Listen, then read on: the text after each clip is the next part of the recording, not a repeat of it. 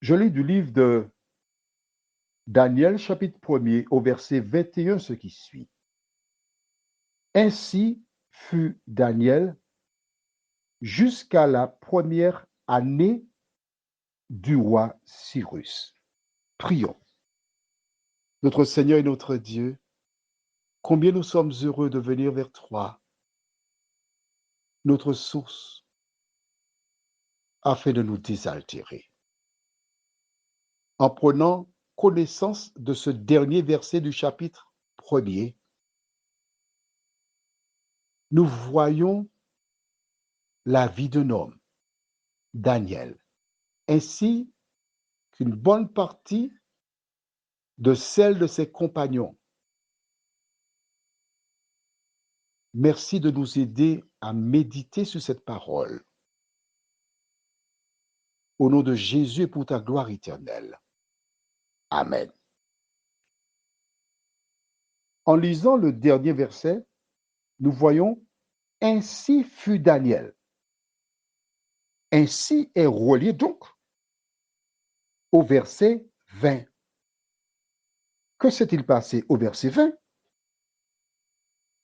Sur tous les objets qui réclamaient de la sagesse et de l'intelligence, et sur lesquels le roi les interrogeait, il les trouvait 10 fois supérieurs à tous les magiciens et astrologues qui étaient dans tout son royaume. Ainsi fut Daniel. Pendant combien de temps il fut ainsi? Il nous a dit jusqu'à la première année du roi Cyrus. Quand nous lisons la parole, nous voyons qu'après Nebuchadnezzar, il y a un homme qui fait son apparition, Belshazzar. Après Belshazzar, il y aura Darius. Après Darius, il y aura un autre roi. Donc voici des rois qui meurent au fur et à mesure, tandis que Daniel demeure vivant. Il est sous différents gouvernements bien placés. Et nous aurons l'occasion de voir certains de ces gouvernements. Maintenant, pourquoi Dieu a-t-il utilisé Daniel? Le sais-tu? Il est important que tu aies la réponse. Pourquoi Daniel fut-il utilisé? Pourquoi connut-il un tel succès? Pourquoi fut-il supérieur aux autres personnes qui étaient reconnues comme des responsables? Sais-tu pourquoi? Sais-tu pourquoi ce livre de Daniel est aujourd'hui dans la Bible?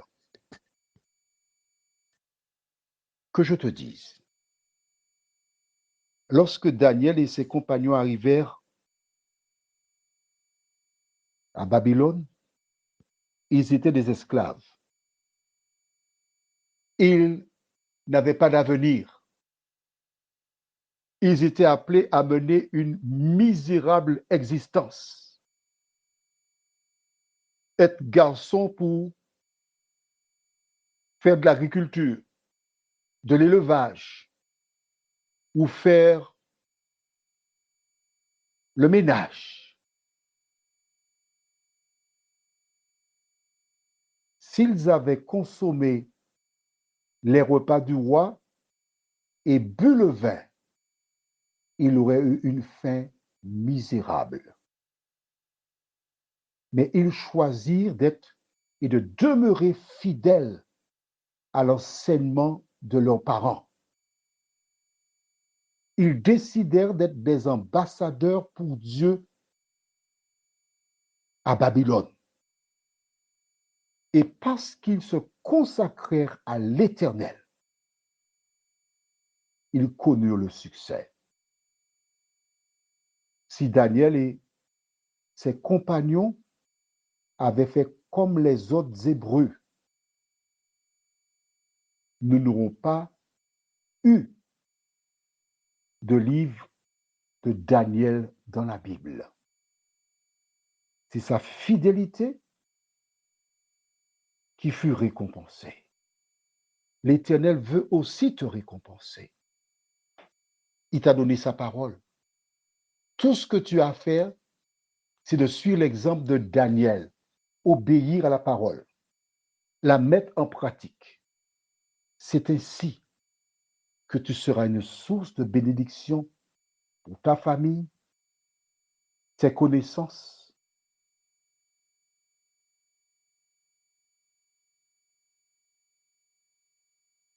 et tes proches. Alors, de qui veux-tu être l'ambassadeur? Prions. Notre Seigneur et notre Dieu,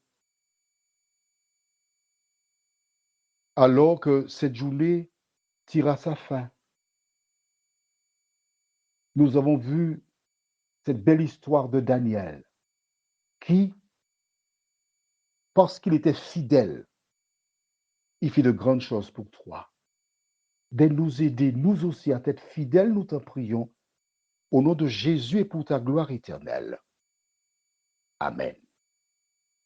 Ce que Dieu fit pour Daniel et ses compagnons, il peut le faire aussi pour toi.